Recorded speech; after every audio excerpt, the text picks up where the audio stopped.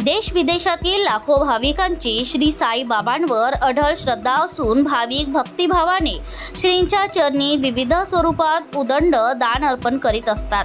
याच श्रद्धेपोटी शिर्डी व परिसरातील साई भक्तांनी श्री साईबाबांच्या चरणी देणगी अर्पण केली आहे।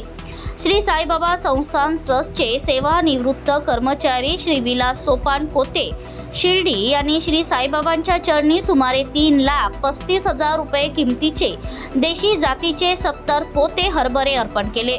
या हरभऱ्यांचा उपयोग संस्थानच्या श्री साई प्रसादालयात भाविकांना प्रसाद रूपाने देण्यात येणाऱ्या भोजनातील भाजीसाठी करण्यात येणार आहे।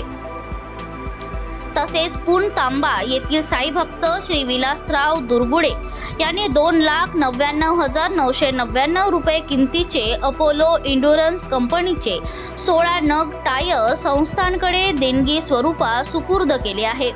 या टायरचा उपयोग श्री साईबाबा संस्थान ट्रस्टकडे उपलब्ध असलेल्या वाहनांसाठी करण्यात येणार आहे।